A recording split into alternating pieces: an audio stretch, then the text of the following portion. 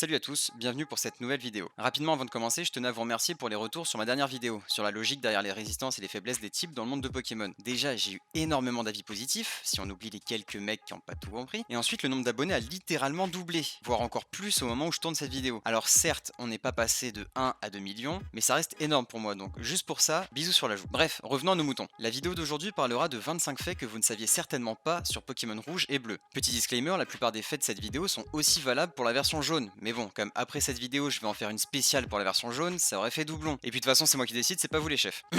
Bon, Pokémon version rouge et bleu. Personnellement la version bleue était ma toute première version. Allez, petite fac perso. Le saviez-vous? Évidemment que non, puisque vous n'êtes pas mes parents, du moins j'espère. Lorsque j'étais petit, je passais les dialogues en spammant le bouton A. Du coup, quand j'obtenais un nouveau Pokémon, j'arrivais toujours à l'écran qui permettait de le renommer. Mais moi je savais pas qu'il suffisait d'appuyer sur B pour annuler ça. Du coup, je réécrivais le nom de mon Pokémon. Et du coup, je me retrouvais avec un Dracofeu qui s'appelait Salamèche. Super. Bref, maintenant que vous en savez un petit peu plus sur moi, il est temps de commencer avec ces 25 faits que vous ne saviez certainement pas.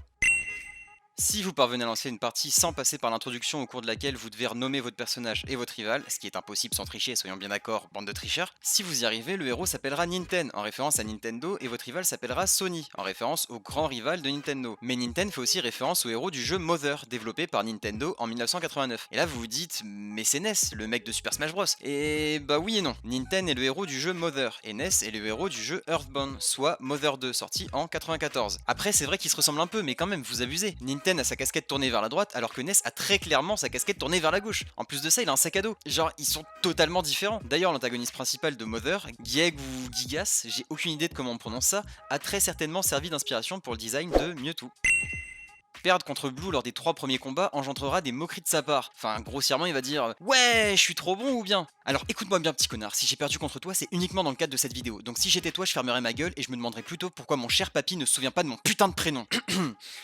Passé ces 3 combats, il ne se moquera plus de vous. Vous connaissez tous les Poképoupées, ce super objet introduit en première génération qui permet de fuir n'importe quel combat. Et bah il est possible d'utiliser une Poképoupée contre le fantôme d'Ossatueur dans la tour Pokémon de l'avant-ville, le faisant disparaître définitivement, ce qui rend le passage du repère de la Team Rocket à Céladopole optionnel. C'est quand même dommage d'avoir intégré un item qui permet tout simplement de skip une partie du jeu.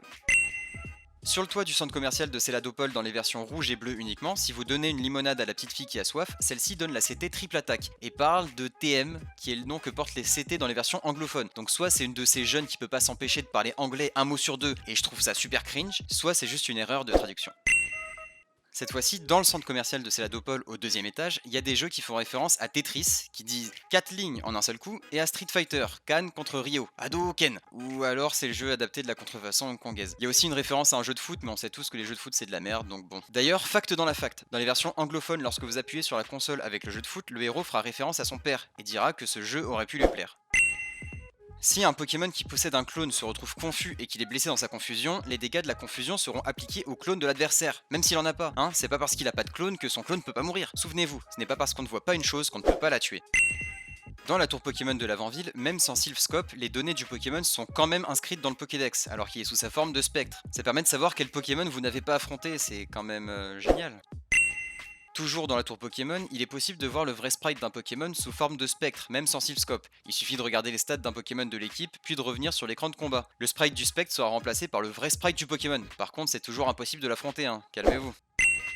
En première génération, Excellang était tout simplement incapable d'apprendre l'attaque l'échouille. Visiblement, il a appris à se servir de sa langue depuis le temps. Si le Pokémon adverse est dans son tour de recharge après avoir lancé Ultra Laser et que votre Pokémon est plus rapide, alors si vous utilisez un move de sommeil, celui-ci aura 100% de chance de toucher. De même, si le lanceur d'Ultra Laser est paralysé, alors le sommeil remplacera la paralysie. C'est un bug un peu chelou, mais c'est comme ça.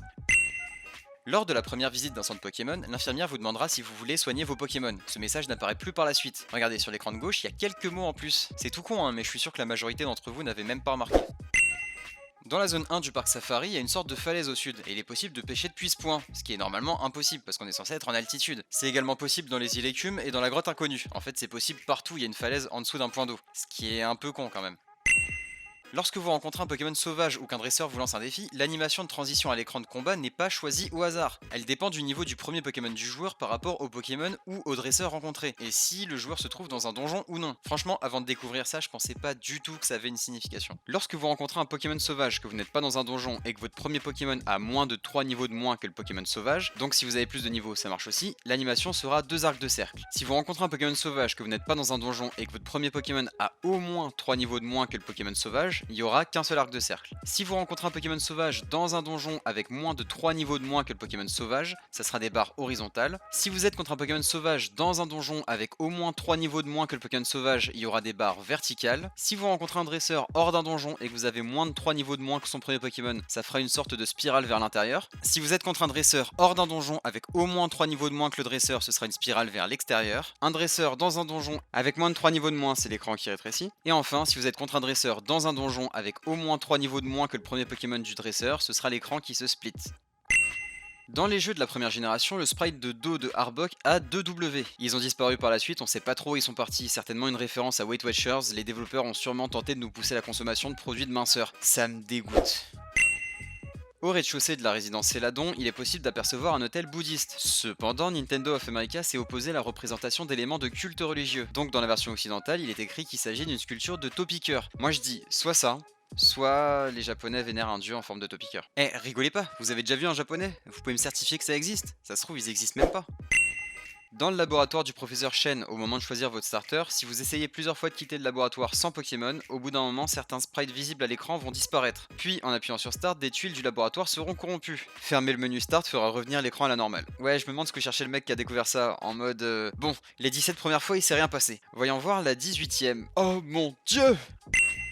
Au distributeur de boissons sur le toit du centre commercial de Céladopol, il est possible d'acheter des boissons même si vous ne possédez pas suffisamment de Pokédollars. Tant que vous en avez assez pour acheter au moins de l'eau fraîche, mais ceux-ci descendront à 0. En gros, c'est une machine avec laquelle on peut négocier. Ouais, j'ai pas tout compris. Lorsque le Pokémon adverse utilise Lilliput, si vous allez dans le menu d'attaque puis regardez les stats d'un de vos Pokémon, alors en revenant sur le menu du combat, le sprite Lilliput aura remplacé celui de votre Pokémon, et le sprite du Pokémon adverse sera celui du Pokémon regardé mais corrompu. C'est possible de faire la même chose avec l'attaque clonage. Voilà, ça sert à rien, mais ça vous donne l'impression d'avoir arnaqué cette petite qui utilise Lilliput en lui volant son sprite. En première génération, il n'y avait que 2 attaques de type roche, éboulement et jet de pierre, faisant du type roche le second type avec le moins d'attaques en première génération. Les attaques roulade et pouvoir antique seront ajoutées seulement en deuxième génération.